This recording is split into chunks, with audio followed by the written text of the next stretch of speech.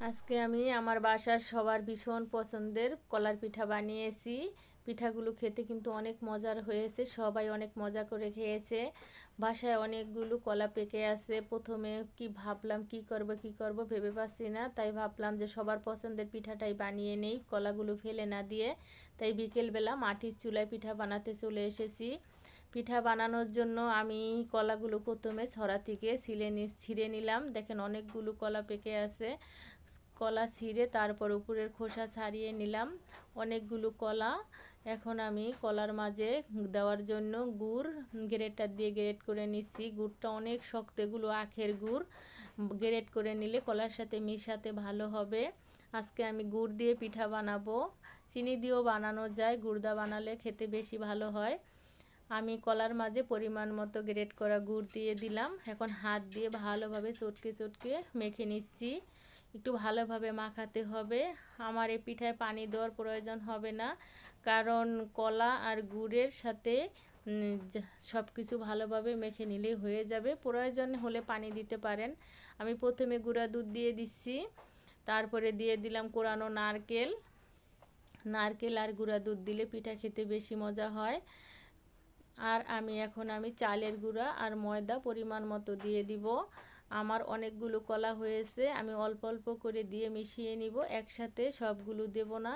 আমি প্রথমে 3 কাপের মতো চালের গুঁড়া দিয়েছি, কারণ অনেকগুলো কলা এখানে। তারপরে 1 কাপের মতো ময়দা দিয়েছি। আপনারা আটা বা ময়দা যে কোনো কিছু দিতে পারেন, এগুলো হলো ময়দা। এখন আমি হাত দিয়ে ভালোভাবে মিশিয়ে নিব। একটু ভালোভাবে সময় নিয়ে মাখাতে হবে, প্রয়োজনে পানি দিতে পারেন। পিঠার গোলাটা একটু সফট করে মাখাতে হবে, নরম নরম হলে পিঠাটা ভাজতে ভালো হবে, একটু ফুলকো হবে। এখন আমি একটু বেকিং পাউডার দিয়ে দিলাম। বেকিং পাউডার দিলে পিঠাটা একটু ফুলকো হবে, নরম নরম হবে। আপনারা চাইলে না দিতে চাইলে বাদ দিতে পারেন। আমি কিন্তু আজকে মাটির চুলায় পিঠা ভাজবো। মাটির চুলাটা আগুন জ্বালিয়ে দিয়েছি, কড়াই বসিয়ে দিয়েছি, পরিমাণ মতো তেল দিয়ে দিচ্ছি। পিঠাগুলো কিন্তু ডুবো তেলে ভাজতে হবে, তাহলে খেতে কিন্তু বেশি মজা হবে। পিঠা ভাজার জন্য তেল দিয়েছি, তেল গরম করে নিয়েছি। গরম তেলের মাঝে অল্প অল্প করে পিঠার গোলা দিয়ে দিচ্ছি। ছোট বড় যে যেরকম পছন্দ ওভাবে বানিয়ে নিতে পারেন। আমি ছোট ছোট করে গোল গোল করে দিয়ে দিচ্ছি, কারণ আমি পিঠাগুলো ছোট ছোট করে ভাজবো। এগুলোকে বলা হয় কলার বড়া পিঠা। বড়া পিঠা একটু ছোট ছোট করেই বানাতে হয়। মিডিয়াম আঁচে পিঠাগুলো ভাজা হচ্ছে। দেখেন কত সুন্দর আবহাওয়া, বিকেলবেলা ঠান্ডা ঠান্ডা আবহাওয়া, বাইরে মৃদু বাতাস, বাতাসে আগুনটা কি সুন্দর জ্বলছে। মাটির চুলায় পিঠা বানাতে কিন্তু ভালোই লাগে। পিঠাগুলো আমি মাঝে মাঝে একটু উল্টে পাল্টে দিয়েছি।